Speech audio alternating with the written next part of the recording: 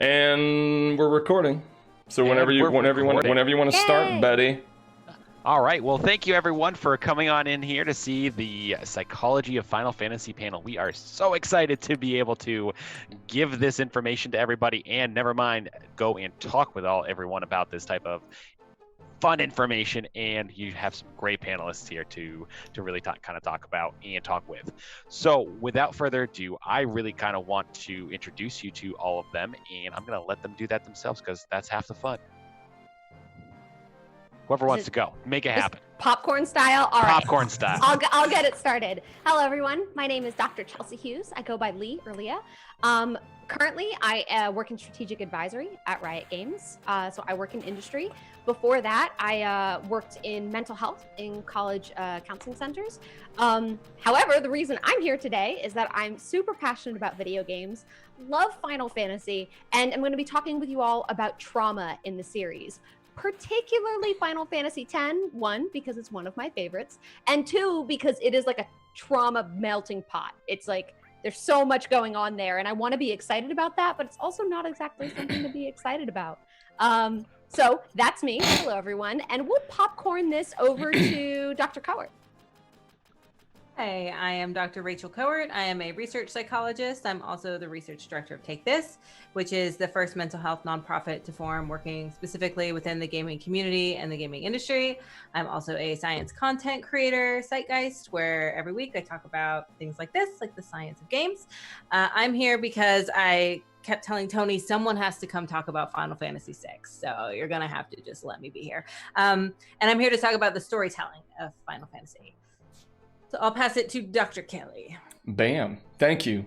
Thank you, everyone, for having me. So, HH, honored, humbled. Hashtag HH. Wait, do that again, Tony? Do it.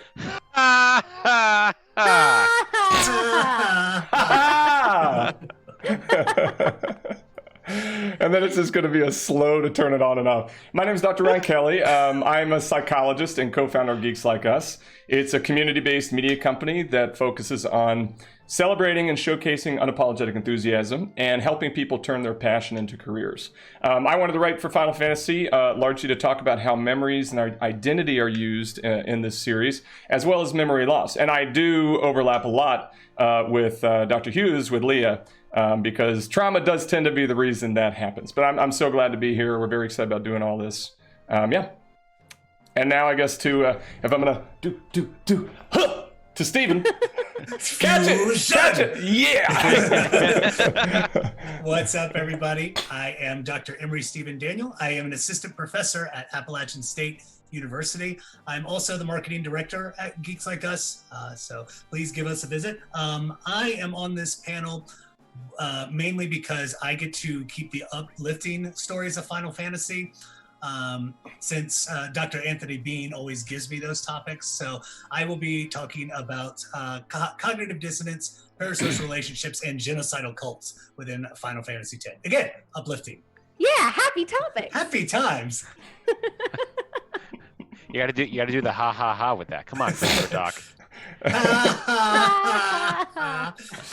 Gonna be nothing but Titus giggles the entire. Pretty much, yeah. That's it. 20 minutes of this minutes of this panel is just going to be that. That is accurate. Correct. We also have Melissa Huntley, who's coming in from Japan through a recorded video already. So we have that prepared as well. But before we kind of get started on all that fun stuff, we kind of wanted to go over the idea that we all love Final Fantasy so much that we had to just talk about all the cool psychology portions of this type of game and across the entire series and genre, that it really gives us an empowerment figure of who we are and how we play. So to give an idea, like, we have tons of different topics that we have talked about within the book that you can see in our fun little clip there to my yeah, I went right. Yep. I went the correct way. And like, say, existentialism with VV, spiritual environmentalism through Gaia and Heidegger, characterization of trauma, which we know we're going to get into really cool stuff with Leah in that, Heidegger and technology, which we're not going to talk about because that's going to go over all of our heads, a group bonding and the formation of groups and why it's important through Gestaltism, which is a really, really cool chapter. Story structure, feminine warrior. I mean, the topics are really endless. And kind of with all of that, we really, really had a fun time basically just going through all of the different games and saying, this one fits into this one explains this area, this psychology aspect is also part of this. We're like, holy crap, our minds are blown. So now we're going to blow everyone else's minds with this book as well, as we do, especially, Dr. R. Kelly blows us all minds. I do. Our minds. I was going to let that go. I want it to be known that I wanted to say something, and I didn't, because I'm an adult now. I'm a man. Now, as of last week. Literally just now, and it's gone. Very fleeting. So it's a perfect segue into, I think, Melissa's stuff on talking about gender subtypes and other types of subtypes within the Final Fantasy character building as well. So without further ado, I think we're going to let we're going to see Melissa and let her do her thing. All right. Coming at you from Japan. And I worked with Dr. Wind Goodfriend on a chapter in the Psychology of Final Fantasy. Our chapter was on gender subtypes. And this is kind of a subcategory of stereotypes. But before I get into that, I want to talk a little bit about why we chose this topic and why we chose to do it with Final Fantasy.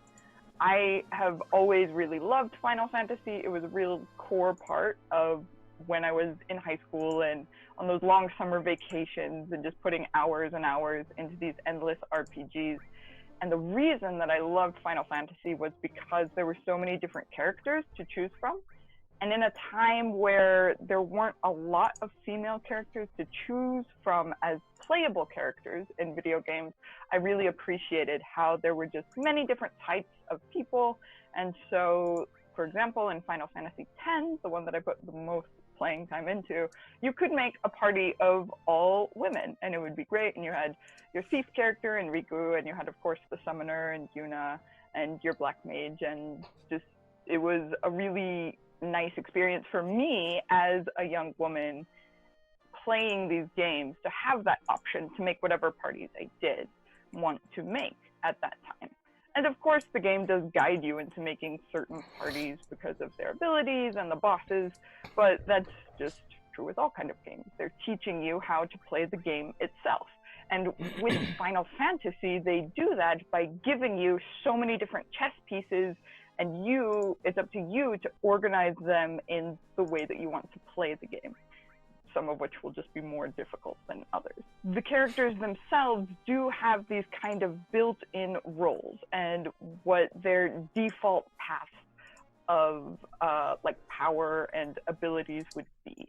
So if we're going to talk about the most popular character, Cloud Strife, while in Final Fantasy VII there are all the materia, so you can give him healing materia if you do want him to support the rest of the party, he's just naturally going to be a better fighter because all of his stats are in like physical and resistance, and he has a sword. So it's just going to be better for him to be fighting than for him to be kind of stuck back behind everyone. So with these kind of default characters, that's where we get into the idea of stereotypes or archetypes in a kind of narrative sense.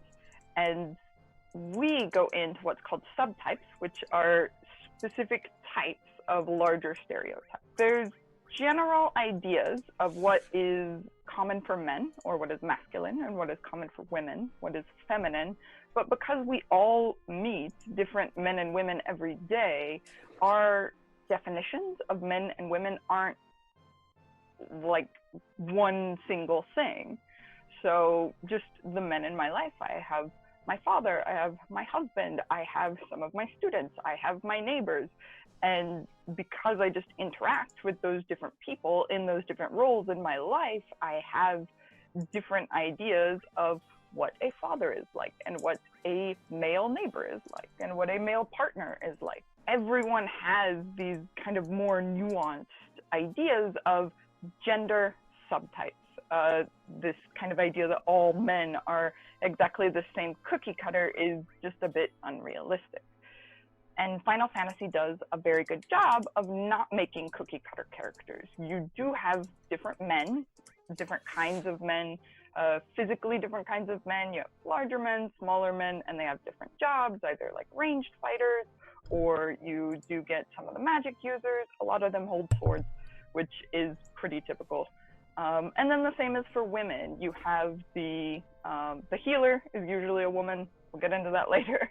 But you have other magic users. You have like the thief kind of character is usually a little bit more dexterous and a little bit more slight, one could say. And so we get into what some of these kind of subtypes of men and women are. An example of that is for men and women, there's kind of a typical parental figure. So like a mother figure. This is what a lot of people will know as the mom friend of the group. This is the person who's going to make sure everyone's okay, to make sure everyone's getting up on time. And you're going to find that a lot in Final Fantasy in the woman that's in the healer role of the party. In general, what we talk about in our chapter is that subtypes do appear to be better than just generic cookie cutter man, woman, but that doesn't mean that they're not problematic, because you're still kind of putting people into categories and giving them shoulds of like, this businesswoman should not be cold and this businessman should be cold. Still defining them by relatively limited ideas of what people are. In a video game, this makes sense. People have stories to tell and players have stories to get through and they have bosses to beat. But because we know that video games are such a popular media with young people who are learning social skills, they're learning about the world in general, and they're learning about people that they have never met, maybe in real life, it's important to kind of see the possible messages that they could be getting from these video games that they aren't getting anywhere else. Subtypes come in when it's presenting information to people who go to Final Fantasy to specifically seek information about men and women, but because they're given that message, that can reinforce what they're being given in other parts of their life. But as I said before, if they don't interact with different kinds of men on a regular basis, or you could even take subtypes across, away from gender, and put it into like race or class. If you don't usually interact with someone of a demographic, and then you play a video game that has that character is going to inform your expectations of those kinds of people, whether they're men or women or businessmen and businesswomen or mothers or fathers. And that's why subtypes are better than standard cookie cutters, but there's still a problem with holding value into this kind of predictable character creation method. All right. Well, thank you so much, Melissa, for that. That was super, super insightful. I think we all really enjoyed that, and I think the audience did too. Gave some really, really good insights on those different types of subtypes. And that's just one part of this wonderful book. And I think that it would be, we would definitely be remiss to not talk about the actual storytelling within the book itself that the wonderful Dr. Kowert talks about, and maybe a little bit of Bushido as well, right? That is correct. Can I just, I wonder if I can just real quick ask Melissa one question. Is that all right? Melissa, the intricacies of what you just talk about, I think, are fascinating. How would you begin to propose that for a layman? Hello. Well, that doesn't really answer my question at all. You just said hello to me. I could do that for hours. I'll stop. That was awesome. I wish we could talk to her, but it's so great that she could provide that. She's super fun to talk to. Uh-huh. I'm going to get rid of that. Rachel, please, as my shenanigans end. The storytelling. Yes, so we can't talk about Final Fantasy without talking about its storytelling, both in terms of its structure and in terms of its content. So Final Fantasy takes a bottom-up approach to storytelling, where the character development is the main focus of the story rather than the overarching conflict. So this structure allows for the development of plot lines of individual characters long before you know what the major conflict is, or plot twist, or before you learn about the genocidal cults. Like, really, you get to know the characters first. And this is unlike Western storytelling, where the conflict is typically disclosed at the beginning and the narrative revolves around resolving it. So the example I like to give is Skyrim. You find out there's a world eater dragon and you need to kill it, and then the plot revolves around that. Whereas Final Fantasy, you spend a significant amount of time learning about the characters before you learn about what the conflict is or how they're going to come together. So this storytelling is called a Kishanun Tetsu. I listened like 100 times to a pronunciation. That could be wrong, but I tried. A Kishanun Tetsu structure. And it comes from Chinese, Korean, and Japanese narratives. And has 4 components. So there's an introduction, where the characters and the setting and the situation are generally established. Then there's the development phase, which is really an expansion of the introduction. You might meet other characters, you might change settings, but no major plot changes occur. And then there's a twist, where the story takes a turn into a seemingly separate situation. It's not necessarily a conflict. It could be a shift in setting. It could be a shift in focus. And then there's the conclusion, which is the part that resolves all the acts, including the overarching conflict becomes resolved. So in Final Fantasy VI, told you I was going to talk about it. The ultimate conflict is with Kefka, right? He's the primary antagonist, but there are several other climactic moments leading up to the battle. There's Terra's transformation into an Esper, magical being. There's the murder of Science family. There's the attempted suicide of Celis. You potentially lose Shadow and Mog. So there's all these other elements happening. There's the opera scene, of course. So this kind of structure creates a space where the players feel invested in and integral to the success of the characters, while saving the world is always, the end goal in a lot of RPGs. What truly resonates in Final Fantasy are the characters and their relationships to each other.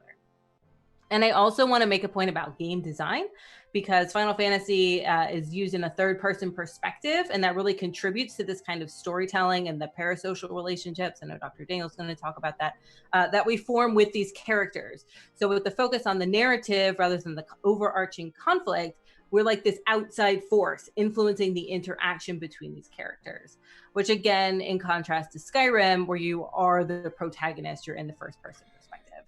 So what Final Fantasy has done is creating spaces where the player feels integral to the success of all of the characters. It's contingent upon what we do. And this is also very remarkable because the first Final Fantasy came out in 1987. And all my cohorts are of a similar age. So we were playing games at this time, and the other hot titles were Double Dragon, good game, I still own Punch that Out. one. Yeah, right. Also and Punch good Out, also a good game. But these are obviously vastly different from the wild worlds and fantastical worlds of Final Fantasy. So this focus on collective relationships rather than an individual's fight for glory. This is not just a byproduct of their storytelling, but it's also one of the ways in which it provides transnational insight, which is what Dr. Bean was alluding to, because it also carries these themes of Bushido, which is the way of the warrior in their narratives, which is loyal, duty, and honor. So while centrally it's about good and evil, saving the world, many characters struggle between doing what they think is the right thing to do and doing what they think is their duty in this inner conflict to maintain their honor. And Cloud is the perfect example of this. I'm sure many of us, myself included, shockingly, because I have zero time to play games, is playing the Final Fantasy remake. And he's a great example of how he has this inner conflict over doing what is right versus doing what's expected of him as a soldier turned mercenary. And Terra, again, in Final Fantasy VI, she also expresses uncertainty about what she should do because she used to be in the primary antagonist army, but now she wants to help the allies against him. And it's not just the main characters either. All of the supporting cast also generally show these themes in their dialogue. So again, in 6, Edgar, who is the king, he publicly maintains an allegiance with the ruling empire, who is the antagonist army, while he's secretly providing rebel and support and aid to the rebel group. So throughout the game, his dialogue and his actions really center around his inner conflict between what do I do as king, what is the right thing to do, but what's like really the honorable thing for me to do as like a human in this world, seeing these horrible things happen. And then there's the role of women, which I have to talk about at least briefly, because it also reflects the Japanese culture. And many installments of Final Fantasy have strong, competent female players. We have Terra and Celis in 6. We have Yuna in 10. We have Lightning in 13. And this was so far ahead of its time, having women as powerful, competent leaders that show agency. They have leadership roles. They're not defined by their costumes, which, you know, has historically been the case, especially in the fantasy genre of games. And if we look at Japanese culture, the first ruling empress of Japan reigned in 593 AD. And, you know, in Western and United States, we still haven't had a female president, so we're a little bit behind. So the use of female characters in these games really reflects the cultural emphasis that they put on women as leaders. So taking all of this together, the bottom-up storytelling, the elements of Bushido, what they've created are these timeless stories that stick with us because we spend, you know, like 100 hours getting to know them and getting to love them. And we're not playing these games as ourselves, but we're like investing our time and energy in these relationships of these other people. And I think understanding this kind of psychological storytelling is really key to understanding the draw and longevity of these games. So while Battle of Good versus Evil like brings us there, but it's the relationships and their struggles and the genocide and the trauma that keep us there time and time again. Now, have you ever seen any game that can do this, a game series done similar to what Final Fantasy has? Obviously, the JRPG genre itself is massively like it's almost like sometimes in a cultish style of people that are playing it. Careful. Also his subject. Preaching a sore subject.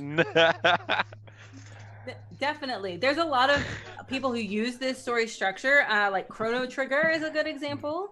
But I think Final Fantasy, what makes them different is that they've done it consistently over time in every iteration. They've stayed true to it. Whereas like Chrono Trigger is just a one-off, right? But Final Fantasy is definitely not the only one who does it. They just do it so good. They do a pretty good job with that, I would say. That's why we keep on buying them. It's almost like inherently like very similar games, but it's right. Like, they're not. It's crazy. They're not. The characters are different. Yeah. The term final is becoming more and more ironic as Right. more are being brought into the series. Yeah. Yeah, exactly. You think the guy who made Final Destination was like, they're onto something. Final Destination 37. You know, Land Before Time was like, let's go back and name all 30 of our movies. The final Land Before Time 7. Final Fantasy. That's right. Well, one of the things that Dr. Kowert was talking about that I really, really appreciate about the bottom-up storytelling is that it doesn't put the player in this position of like the omniscient player, right? Who knows all of these things that are happening, who's basically watching kind of in a way their little pawns go through an experience that we're already privy to. One of the things I love so much about it is that, not to hint a little bit at what I'm going to be talking about, but as these different characters have these revelations, these groundbreaking moments that they have in understanding the way that they interact with the world or learning about themselves, like we may have gotten some hints as to that happening, but we learn that in the same moment that they are. And I think it's really cool that we're not in this position of like an omniscient player. We are experiencing these things as the characters are because of that bottom-up storytelling. Yeah. And it's like, I know you're talking about 10, but it's like what we learn at the end of 10, right? And everyone is just like, oh, and everyone learns it. That's a spoiler alert, this whole panel is going to be 20 years old. It's 20 years old. If they haven't played it by now, they're in trouble. Yeah. Why are you here? Why are you watching us if you haven't? Do you know what this is? Ryan, they just wanted to come see. Right. Mima, go back to bed. Go back to bed, Mima. Come on now. What are they talking about on this widget? She gets scared when she watches me. on the Technicolor tube. UHF. Yeah. These are things that are powered by radon tubes still, right? That's right. That's correct. It kind of brings us into a good segue because of cults, where we talked about to Fusro Doc over here, Dr. Emory. That was my segue. That was your segue. The cult, because we had give you all the really fun things to talk about, in part parasocial relationships too, because you have tons of experience with that. I do. That just means I don't have many friends. I'm just kidding. So first and foremost, I mean, and it's interesting to kind of piggyback off what Dr. Kowert was saying with social presence and feeling like you connect with these characters, and that's a very common theme. But in the bigger umbrella, there's social presence and there's also spatial presence. But the thing that we kind of get in with telepresence and just feeling like there's an illusion that you are connected, and one of the reasons why we love playing Final Fantasy so much is part of how we bring in those relationships, again, like social presence. But to that point, yes, Tony does give me a lot of dark topics. When I wrote a chapter for Psychology of Legend of Zelda, I got the 5 stages of grief from Majora's Mask, the Kubler-Ross model, and now I get genocidal cult. So there you go. But it was something that Dr. Bean said, I want you to write about something about religion in Final Fantasy. And I was like, that's almost every game. 6, 7, 8, 10, 12, 15 tactics. I was like, okay, we got to narrow it down a little bit.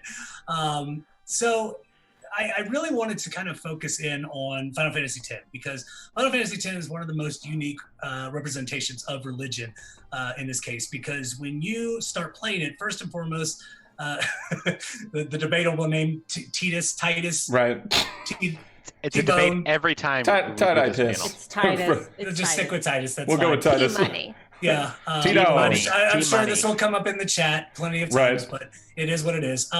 When you first awaken and go to Besaid as Titus, you are immediately welcome. Well, actually, I wouldn't say welcome, because like as soon as you come in, there's an older lady that goes, "Stay away from the senator." But it's you can Mima, really go back to tell- bed. Mima. Go back to bed, Mima. That's Mima right there. That's Mima. Gonna hurt But yourself. it is something that you already understand where Yevon comes in, and this is it's a cult in an instance here, where it's a deliberate killing of large groups of particularly dealing with people who don't worship Yevon, and this is people who use Machina in this case. It's a decimation of the Ronzo. It's the destruction of Albed's home. And it's the general treatment of the Albed as well. Because, I mean, Waka's a racist. I mean, they blow up home and he's like, don't think of it as your home being destroyed. Think of it as happy little fireworks. And that's a real line that he says to Riku, which is awful. But the thing is, it's this teaching of Yevon that really comes into play when it comes to Final Fantasy X. And the big thing is, within what we know about Yevon is this belief that there is Yevon and Unaleska, and they are high up in this church, and people who have never talked to them. So this is where parasocial relationships come in, is this one-way communication. I've never talked to this person, Yevon, or Lady Unaleska. However, I feel like there's something really strong in terms of a bond between these two, to the point where they make a religion based off of it. They make a complete following that's all over Spira. And anything that goes against it, aka Machina, is automatically downplayed or I mean, again, looking at Waka is automatically rejecting it, anything towards Machina, to the point where Seymour uses it, and Waka's still like, hey, shouldn't we not use Machina to destroy other Machina users? So the belief is there. But what's ironic is when you play through Final Fantasy X, there are little kind of numbers that go throughout the game, because Yuna's supposed to sacrifice herself to Sin. She's supposed to release the final Aeon. And in doing so, she will destroy Sin for like 10 years, right? But that's not, it'll eventually come back. And they don't realize the thing that they're doing is trying to bring the calm is ultimately the thing that keeps bringing Sin back. So you have a religion that is flawed right from the beginning, but they don't realize that yet. So they're going through something called cognitive dissonance. And cognitive dissonance is when you have two conflicting thoughts going through your brain simultaneously. So they're in this constant position, Lulu, Waka, Yuna, I'd say Kimari, but Kimaro talks so little, it's kind of hard to see what's going on in his brain in this case. But they all throughout the game kind of chipping away at these beliefs. So, when Seymour uses Machina, that's one thing. And then Walker's like, that seems sacrilegious. And he's like, nah, I don't worry about it. And then they're branded as heretics because Una refuses a marriage from Seymour. And they're like, should we still believe in Yevon? And they're like, well, we need to vindicate ourselves and say, it's the church, it's not Yevon. And it's not until the final moments when and again, here comes the big spoiler, is when you meet with Lady Unaleska and she goes, by the way, there is absolutely no atonement. Do you think you can absolutely get rid of all Machina? I know. And it breaks Lulu in half. I mean, she is just like, you said if we were to go through complete atonement, sin would be gone and out of our lives for good. And Unaleska's like, no, that's not it at all. And it's only then that all the Scooby-Doo gang of Final Fantasy X kind of get it and say, we need to do a different route. Even though what's interesting is you've got characters like Riku and Aran and Titus who challenge these traditional beliefs in different ways. Riku is very much stop, think about it, listen, but she doesn't really have a defense as to why, except for I'm part of the Albed, you're not, and we need to kind of clash on this. But it's good to have a dissenter. Aran's been through it before. He's been down this road before. So he has a little experience, but he kind of lets Una go through it a little bit. And then Titus, again, or Titus, he just tries to challenge it. Let's just pause for this. Say Titus. You're probably right. Yeah. You're probably right. It comes up so much, but we're going to accept you regardless. What it does come into is, again, these parasocial relationships, how we feel about religious cult leaders. So, I mean, you can look at a lot of different famous cults as to why this happens. People have these relationships that aren't actually real, with Jim Jones, Marshall Applewhite, and Bonnie Nettles with Heaven's Gate. Shikiro, I don't know if I'm pronouncing that right. These are all cults based on this idea of following somebody. And this is where I think Riku has one of the best lines is, shouldn't you start thinking for yourselves and try to challenge that belief? And so that's where cognitive dissonance consistently breaks down. And it is one of the reasons why I liked writing this chapter, is because I feel like there's something to be said for how do we understand beliefs and how they can be positive things, but they can also be something that's extremely hard to break down if they're dangerous. Because again, it takes an entire 60 to 70 hour game for everybody to go, maybe we should find another way to beat sin. And that's kind of how it goes. And I just wanted everyone to crystallize this moment that he said he did like enjoying writing about this, so you can't use that against me any further, okay? Yeah, support our cult on Patreon. I mean, it's literally recorded now. It's on record. It is on record. Yes. That's my chapter. I loved writing it, even though it is super depressing. I'm going to have to get a positive chapter next time. Aren't you gonna? You're good at writing the depressing ones. It's like right in your tossing wheelhouse. What does that say about Emory? right. It's like, Ryan, you get bubbles. Lee, you get rainbows. Rachel, you get wings. Tony, you get butterflies. But, no, not this time. Just in general. Tony, you get butterflies. Steven, you get death. Oh. He gets a sickle. Can I write He's trying to get us. Can I write about literate caterpillars? Like, absolutely not. No. Never. No? Okay. No transformation for you. Right, none. Quick, I have a quick question for all of you. You can pop into, I always want to say Kamari's head, and you just get a glimpse when he's just sitting there with his little tongue like halfway out, looking sort of not very thoughtful, and there's other people are doing stuff, and he's just thinking about his brothers or something. What do you think he's thinking about, Stephen? The first thing, Kamari, what's in his head? Kamari is, in my mind, always thinking about what's Lulu, or not, what is Una gonna do next? And his pensive look of just, it was like somebody said protect her, and that's all he did. It's like when your friend ironically tells you, hey, stare at something, look at this, or can you watch my bag for a second? And that's literally all you do. Pretty much. That to me is Kimari. It's like, Yuna's dad said, hey, Kimari, make sure to watch my daughter. Okay. you give him a lot more credit than I give. I see him, and I feel like he looks like he's deep, but if you went in there, you just hear through the echoed abyss of his brain, catnip, nip, nip. And then it's just catnips and Yuna. And I think that's it. Catnip and Yuna. I was going to say donuts. Donuts? I mean, yeah. Yeah, Dr. Kelly, as a proud cat mom, I see Kimari, and I'm like, he is perpetually wondering if he fits. And if he does, he sits. He's going in there. Either that or plotting world domination. One or the other. Cats have two modes. Right. So. That's a fair point. I mean, I just think that he really just wants to know, when are we going to stop so I can go to the bathroom? That's probably fair. It's really embarrassing. I have yet to see a litter box in Spira. Right. This is true.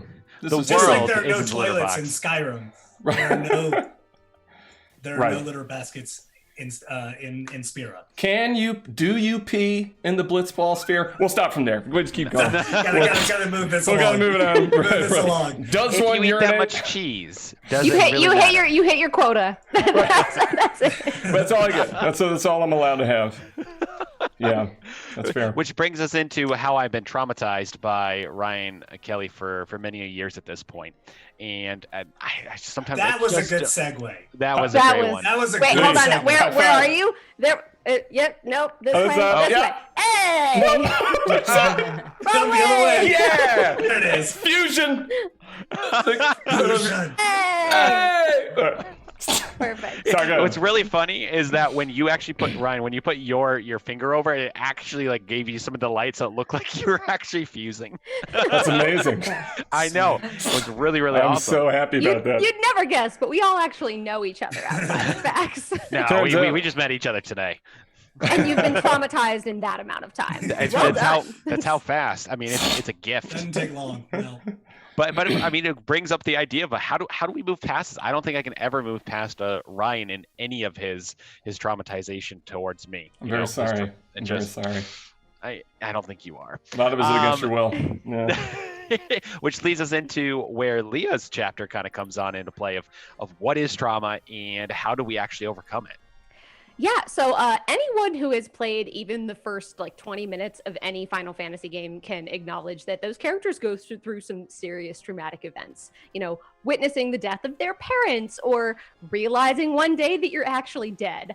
Those are some serious situations that they're all dealing with. And so the things I'm going to be talking about are defining trauma, how it's used as a core component of character development throughout the Final Fantasy series, and how it's used as narrative development for the idea of collective trauma. In that trauma doesn't just happen to individuals, it can also happen to groups of people, which ties in really well with what Dr. Daniel was talking about. So moving on, defining trauma. So typically experts will put trauma into two categories. There's little t trauma, as in lowercase t trauma, and then big T trauma, like capital T trauma. Little t trauma is stuff that we all experience at some point in our lives. No one ever escapes it. It's the things like, moving to a new town and losing your friends, or a family pet dying, or witnessing your parents fight. These are things that they shake us, they make us grieve, but ultimately in the course of, days, weeks, or months, we get over it, maybe think back on it, and it causes a little bit of a sting. Big T trauma, on the other hand, is something that shakes us. And at its core, it really redefines the way that we interact with the world. Those traumatic experiences teach us a lesson, and we carry those lessons moving forward. These are things that can expand everything from the death of a loved one, to experiencing assault, to realizing that the lessons that you've been taught about your entire purpose in life was actually a lie, and you're just perpetuating sin for the rest of your life. As I said before, I'm going to be... I mean, You I feel talking like about something in particular? I feel like we're talking about Suspiciously Catholicism now. specific. Oh dear. Oh, we're not going to go. We'll stick to you, Yevon, there. Praise be to Yevon. Anyway, so those are kind of the two different categories. And Final Fantasy, because it's developed so many different games that take place in all these different worlds, and they've told so many different stories. They've been able to really use trauma as a mechanism of character development. Trauma in and of itself is a conflict that we experience that we take with us moving forward. And these lessons that we learn about how to interact with the world, they're really well intentioned, right? You know, what we're doing is trying to move forward in our life with that piece of trauma that we're carrying with us. Unfortunately, trauma lessons are not always things that help us to lead healthy lives. They're things that help us to avoid the pain of what we experienced. So we learn to avoid things that were disturbing to that, you know, caused us pain or were disturbing to us, or we, you know, experience depressive symptoms or anxious symptoms. I talk a lot in the book chapter about like the different symptoms of trauma and how that manifests, you know, for individuals and for characters in the book. So I won't jump too much into detail on that. But the idea is that that trauma teaches us lessons. We carry those lessons forward with us, and those lessons that we've learned actually don't help us to lead healthy lives. They just help us to avoid the pain of what happened to us. I think Final Fantasy is an outstanding example, and particularly Final Fantasy X, because it shows us really different ways that individuals process through trauma or do not process through trauma. And I think Titus is a really excellent example of that. I'm going to go ahead and call him Titus because that's what I've been calling him since I was really young, and that's just what we're going to move forward with. It's fine. So, It's totally T-Money. fine. T-Money. T-Slick. T-Dog. No. So Titus, you know, he has a father, you know, Jecht, who's like this absolute celebrity. Everyone loves him. But Titus knows the truth, right? That he is an abusive father. He is abusive to the mother and to Titus as well. And when you have a parent like that, often, as Titus did, individuals grow up believing that they're incapable, right? Titus couldn't protect himself. He couldn't convince the world of what Jecht really was. He couldn't protect his mother. So when Titus wakes up in the beginning of Final Fantasy X, he is still that kind of person who's carrying with him those trauma lessons of, I am incompetent, I am not capable, I cannot save the people that I love. And Titus's story isn't just about defeating sin. Titus's story is about learning the lessons and learning to counteract the lessons that he learned from sin / his abusive father. What he learns throughout the entire storyline is that he is competent and he is capable, and that he is capable of protecting the ones that he loves, you know, essentially. So Titus is a really great example of that process that he goes through. And it's interesting, you know, Dr. Kelly's going to talk a little bit more about amnesia, but one of the major, one possible consequence of trauma is amnesia, right? Which is essentially you forget what happened to you. It's an avoidance symptom. You basically erase the memory of what happened. And trauma itself, it's not just the conflict that it creates, but that particular symptom of amnesia is actually really critical for Titus. Because can you imagine him waking up and like some kind of, I don't know, Deus Ex Machina comes down and is like, hey, by the way, you dead. Like, you're not real. Like, his character was... And game over. His character was not ready to receive that information. He needed an entire game's worth of character development to be able to hear that information, process it, and put it to use in a meaningful way. So Titus is a really great example of a long and arduous journey of overcoming trauma. And then we get to one of my other favorite characters in Final Fantasy X, Seymour. And I know there are a lot of people who are like, why the hell is that your favorite character? Okay, so Seymour seems like a real jerk, right? That's like essentially his character. That's in your chapter, isn't it? I literally wrote the words, Seymour seems like a real jerk, and of all the publications I've ever done in my life, that is my favorite sentence I've ever written. So, Seymour seems like a real jerk, but also, Seymour witnessed the death of his mother. That's like the most traumatic thing, well, in the category of some of the most traumatic things you could possibly experience as a person. And so when Seymour is trying to, you know, destroy the world and destroy pain, what he's doing is using his trauma lesson and not overcoming trauma. He's like, hey, this lesson that I learned about, you know, the best way to not experience pain is just die and avoid all the pain. Yeah, that's what I'm going to go with. That's going to be the lesson I take forward in life. Like, if that's not a lesson in trauma, I don't know what is. So I think he's a really excellent example of, someone who just seems like he's a real jerk, has a real thorn in his side, seems to only exist to be a pain in the butt to all the other characters. But really what Seymour is doing is constantly dealing with the conflict of the death of his mother, and how to actually process that kind of pain, which is an extraordinary pain to be dealing with. Moving on to my last bit, I do want to talk a little bit about how trauma is not something that only afflicts individuals, right? It can afflict a collective. And I think that the story, the lie of the Summoner's Pilgrimage is a really excellent example of that. So the entirety of the universe that we see in Final Fantasy X, or I should say the followers of Yu Yevon, believe that, like, hey, these summoners, from the time they're little, they're going to be, trained in the art of magic. They're going to grow up, they're going to get their posse, and they're going to go kill Sin, and that's going to be what happens. So that's a lie. That's not what actually happens. What actually happens is that they defeat Sin and then become reincarnated as Sin and then end up propagating Sin. And I think that that's actually a really excellent metaphor for trauma in and of itself, because for trauma, oftentimes the thing that looks like it's going to be the thing that helps you is not actually the thing that's going to help you. It's going to be the thing that actually continues to propagate that issue. Do you think that by eliminating the world of pain and killing off everything, that's going to help Seymour process his trauma? No, that's not what's going to help it. The same reason that killing off Sin and becoming the next Sin isn't going to be what solves it. So basically, the entirety of the followers of Yu Yevon are duped, right? They have been presented with this lie, and they continue to engage in this unhealthy behavior, which ultimately ends up propagating that lie and continuing to force it onto the next generation of summoners. It isn't until these individuals, this group of people of Titus, Yuna, Lulu, all of them, turn around and say, there's got to be something different that we can do here, something that's actually going to conquer this in its entirety. And so by looking at the path that seemed like the one that was the one they were supposed to take and challenging it and choosing a new path, what they do is they break the cycle of trauma, and they end up being able to essentially save the world from the propagation of that. There's a lot more details in this. I read the chapter before we did this panel, and I'm I want to talk about all these things, but I can't. So not that this is an advertisement, but if you are interested in more of this, you should totally pick up the book, because we get to talk a lot more details about really happy trauma. Oh yeah, wait. Oh, it's for you, it's straight up. Yeah. You don't have to worry about this one. By the way. Awesome. Yeah.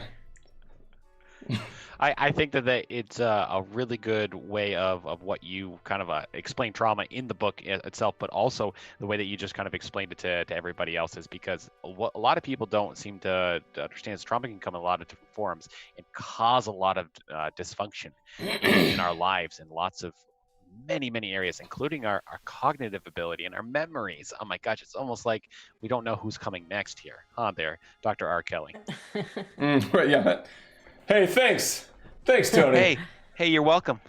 Oh, this actually looks weird. This doesn't look good at all when I do that. That doesn't look like a high five at all. It looks like a low 6. Sorry. You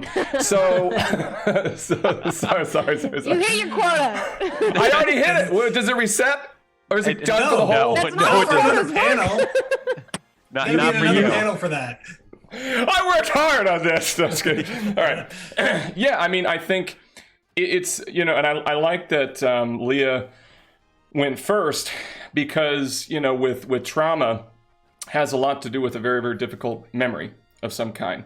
And the idea is, and it does tend to start with one significant event that we have memory over. But the reason I wanted to write my chapter on memories and memory loss and ultimately identity and relationships as it relates is, to me, that's the most important underlying theme to all the Final Fantasies. Because, the idea is, I think sometimes we tend to think of memories as these magical concepts, these things that exist in a spiritual way that can't be quantified, and they're very feelings of the memories are so accurate and they don't change over time. Right. And and it's in actuality, and admittedly, human memories are more advanced than every other creature. But the idea is, even the simplest life form have memories, and when it boils down to it, they're not these remarkable, exceptional, unquantifiable things. They boil down to these little bundles of neurons that were created based upon what we were paying attention to. So it ignores a lot from the get-go, and then it hopefully fires the same way that it fired the first time when it was made each time. But it doesn't actually. So you think about even just and we call those engrams. You think about just the basics. You have a memory, it fires the same way. When you remember something, you're not even remembering the instance. You're remembering the last time you remembered it. And that engram gets broken down. Some of it deteriorates. New things get added based upon your current perception of the world and how it has changed. And you identify with it. This incredibly fallible, unreliable, unrealistic thing is something that we base our identity and our life and our meaningful world connections and our relationships around. So, not to so dooming in the state of humans, but I love Final Fantasy because they proactively use memory and memory loss as a tool. One of I think the most readily available tool or types of memory devices they use is amnesia. Over 13 of the main entries have amnesia, whether it be a retrograde amnesia that is because of a TBI, like in Final Fantasy VI for Rach over there, or if it's more of a dissociative amnesia that is because of a trauma, like I'm going to actually be the first to say his name correctly, Tidus. So Tidus. That's it. I'm sorry. See, My whole life. 20 years we've been saying it all. Right. Tidus. Tidus. Yes. Yeah, I Tidus. think, I think in Japan they call it tie-dye piss sometimes as like a kind, but it's actually Tidus. So no, I'm just kidding. But no, with like trauma, like Cloud or Titus, I'd say Titus. Titus, it's kind of harder to quantify his, I think, but it would be a dissociative amnesia. And one of the main reasons they use that, it might seem simple enough, but there was an interview with Nojima. He was a story writer for Final Fantasy VII and helped with a story of Cloud. He was like, all right, how do we, I'm looking at games like Dragon Quest, where people have these blank slate characters, and they create their own story, and they identify with the character better, and they feel like their character. Their character knows just as much as they do about the world. So as the protagonist in the game is learning, I, the player, am learning at the same rate. So I'm really relating to this protagonist. I just, the avatar just met Sarah. I just met Sarah for the first time. So I'm immersing myself into this. And what Nojima said is, look, we've got a story here. So how are we going to make it so that they can have this remarkable feature? You know what? Let's just hit him in the head with a hammer really hard. And then everything is new. So you think about, I would encourage you, what are the favorites? I know, Rachel, yours is 6. Steven, yours is 10, I believe. Right? Leah, 10. Okay. 8, yes. 10 is mine as well. T-Dog, what you got? I'm a mix between 7 and 12. 7 and Ooh, okay. 12. Oh, That is a shocker. That Let's is a go with shocker. 7. Wow. I also like 14 because I can just be like a Mikote and just I feed like me with cat ears. but I like 12 because you got to like actually fight the espers a little bit more and like actually have to do stuff. 12 Right. is very 12 good. is Well, good. well, since we got a couple of 10s in here, let's just remember 10, right? Where Titus lands on the ruins of Xanarkand, and you're swimming around, spending way too much time looking for Easter egg chests. It's just you go, Titus, come! You really got a lot of shit to do, man. It's like, yeah, hold on, I think there's one behind this rock. Nope, that's just a rock. But as you're doing that, he knows nothing about this place. It's all mystery. You're finding out about it. For some reason, he keeps telling everybody he's from Xanarkand, even though he's told repeatedly not to tell people he's from Xanarkand. But you're meeting everything. It's a new world, new people, everything. And you're forming it, so you're relating. You feel like you're going through it. Now, the idea of having that as one device is one thing. The other is most of Final Fantasy, and Dr. Kowert talked a bit about this, follows directly under the anime formula that came in the 1940s, based around friendship, effort, and victory. That was the point of anime. That was the point of these stories. And the same kind of formula is used. And so ultimately what we need to be getting out of this is a sense of relationship, trying really hard, and succeeding. And as well as that effort, it's growing, it's succeeding both through some quest and identifying who we are. So if you're going through this story, you're making memories, you're finding yourself who you are, but then you lose a memory. Or like, and I talk about this in my chapter, like Cloud, you actually take on someone else's memory, Zach's. It's not even his. He's sort of Zach's are impressed upon them. It leads you to question, what is my identity? What's even the meaningfulness of all this? Because if we think about where we get our identity and meaning, it comes from memories. We know that. We get our sense of meaning from memories. By evaluating what has occurred to us, it allows us to develop a sense of purpose, which exists in our future prospective mind. And then by having a sense of purpose and a sense of meaning, we can have a sense of self-determination. What do I have power over? What do I have control? And what I'm going to do. So if you have this it's all banking on this incredibly fallible idea of a memory, something that can literally be plucked out of a brain, put into something else, like in the case of sea slugs, and now that sea slug has that memory. I love that question that Final Fantasy asks, right? I mean, it's an amazing question. So in Final Fantasy VII, it's my favorite because the memory is impressed. Everything that he was is gone. He has this other person's memories that's not his own. He starts to act upon it. And the point of the story is, recognizing I had this trauma. I lost my memories. I took on these. I'm now making new memories. They are challenging this idea of who I am, this broody, Avalanche ex-soldier like jerk, and has these new memories with new relationships. He has Tifa, who sort of represents this landmark of who he was, and then becomes his true self, right? But again, the reason of that with developing memories, how it makes identity, relationships, using it as a plot device, there's no better game, and I say this pretty confidently, no better game or series that uses it as a plot device than Final Fantasy. Can I just say he's lovable and broody? He is lovable by all. At the beginning? There's a whole genre within like adult, young adult novels that really indexes heavily on the lovable broody. For sure. Yeah. I felt like Ryan was going to actually talk about his who am I when he went into this, and I was like, oh, we're finally going to know who he is, and then he just skipped over, and we're like, maybe we should tell him who he is. I don't know. I'll never know. You'll never know. It's a disaster. Right. But as we have only a couple minutes left, everyone, because I've read the book obviously multiple times, but everyone kind of usually has a favorite quote or sentence in their chapter. And you don't have to remember it exactly, but I want to start off with this one and about what it is. See. And my favorite thing, and this kind of goes on what Leah said, like your most proud moment of what you could actually write in something and have it published. Mine was Jeff Goldblum famously says, "Life finds a way," and I was like, my life is all set. I'm good. Can I amend that real quick? Because it's not life has a way. It's life has a way. You gotta throw the two little. It's life finds a way. I don't want to show you a toy of mine. I'm like reading it now. I'm trying to remember my quotes. That was a curveball. You guys had no clue that was coming. But no. I will say I like the quote at the start of my chapter because it's from Oren, and Oren is also lovable and broody. Maybe I need some tips on some of these novels, Leah. I don't know.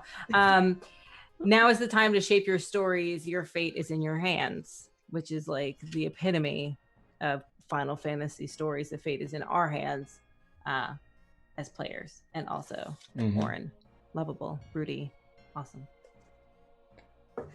I'm not gonna pull one of my quotes, but there is a T.S. Eliot quote that I'm going to grab as I go through here, so effortlessly. If someone else wants to say their quote, so I would say obviously I have my quote. Seymour seems like a real jerk. That's a solid one. But I would say like the troll in me is delighted by that quote. But I think in this chapter, one of the things, that I'm really proud of with this is that it's not just meant to be kind of this exploration of Final Fantasy. It poses some questions that I think all of us have to ask ourselves at some point in our lives, So not trying to therapize everyone, promise. I don't know if therapize is a word, but I'm making it one right It is now, if not. Yeah. It is now. It has been done. But my hope is that it's also actually like educational and informative for folks in terms of, having to think about maybe some nasty things that we've gone through and how, what healing can actually look like and what healing doesn't look like. I talk a lot about what healing doesn't look like. I think the thing I'm most proud of from pulling all the quotes from Final Fantasy X, which I did. And I think I sent Leah all the quotes that I had at one point. But I think one of my favorite things about it was my initial quote as well from Telos of saying, Yuna keeps dancing. People die and Yuna always dances. When will she ever stop? And that to me was like this cycle of dissonance that they were going through was, when is enough enough? And when are we going to find another solution for it? And I think that was one of the biggest things that always hit home with me, into where I was like, I have to begin my chapter with that quote. That's awesome. Started mine with a Yuna quote too. Nice. So there is a quote that I like, and it comes down to, again, sort of the fallibility of memories, yet at the same time, the importance of it. And it's T.S. Eliot said, "We die to each other daily. What we know of other people is only our memory of the moments during which we knew them, and they have changed since then." It's just an idea. We really put a lot of meaning into these fairly fallible things, and it's nice to, it's certainly nice to do that, but it's more important to have sort of this internal consistency and concept to build upon. Yeah, I agree. I also just want to point out one other thing is the subtitle of what we did here is actually surpassing the limit break. And I think it speaks to a really important aspect if we have to take a look at that, which of course we do, is that a character can only surpass your limit break if it takes damage. And your damage is what helps you surpass everything, gives you learning experiences and the ability to move forward. So as long as we kind of keep those types of ideas in our minds, then we can always surpass our own personal limit break and grow from what we have. Plus, credit goes to Fusro Doc for the subtitle on this one. Nice. Stephen, buddy, I did not know that. Oh, you big boy. Through Leah's brain 5. Oh, wait, I gotta, is it There this we way? go. You gotta go down a little I'm bit. gonna do. Hold on, wait. Can I do this and extend your hand? Oh my God! Can we try that real quick? Wait. Oh I God, gotta this is see it. not gonna work well. All right, ready? You gotta Yeah. tell me what's happening. And no. Rachel, give me a high five. That's too difficult. No, don't make me do that again. That's too difficult. Far too difficult. This is what everybody's gonna take away from this panel. They were giving each other high fives through the street the entire time. Poorly at that. Also, Emory seems like a real bummer of a dude. Yeah, my gosh, she's so depressive. Death. He already said he had no friends. Let's That is accurate. But we do appreciate everyone coming on into the panel and the wonderful, amazing authors that we had that did this, but not just the authors that created the chapters, but researched them, played the games again, because almost everybody replayed games just to get to their knowledge up and everything. But it's almost like you get to play video games to work. I just wanted to play more blitzball. Yeah. Oh my God. Accurate. Can't beat my team. I'll take you on. I'll take you on. I would also call this out just to make sure that we have the time to say it. It looks like below all of our video feeds are different Twitter handles. And so we don't get the benefit of this being live and us being able to, answer questions in the audience and stuff like Good that. call. But please feel free to tweet at us if you have any questions or comments about anything that we presented on today. Absolutely. Yeah, because point. we're fun. And follow us, have fun, interact with us. We love people. Speak for yourself. No, I'm kidding. Not Steven. Not Steven. Steven just wants to talk about death and dying all day. Yeah. Here comes sorrow. Stephen. Laugh at me. Wow, we had a really good. You guys hear about what happened? Oh, no. 2020 is Steven's favorite year. I'm sorry, that's too real. Cut the feed. Cut the feed. I got it. Just for my sake. I'm actually watching the time down there, and it is an hour and 3 minutes. So you're gonna have some editing to do there, Mr. Ryan Kelly. I Keep hate that I hate bit you at the so end. much. No, it's okay. Yeah, it'll be all right. It'll be all right. Keep I say thank 2020 you. is my year. Jeez. I'm sorry. That was Damn, cold. I'm gonna go home and I'm gonna stay home. Good. Stay home. Wear a Stay mask. home. Wash your And hands. I'm gonna go cry Fair. more 6 feet from than I others. normally do. Yeah, I think with crying you have to do like 8 feet because it could splash. That's true, Yes. Well, cool. Well, thank you so much for having us, Tony. Yes, thank you. Thanks Yeah, for being thank you. awesome. Brooke. This is not just an effort on mine. This is an effort on everybody. Cool. Thanks, everybody. Thanks, everyone. Good to see you all. Bye. Take care. Love you. Bye there.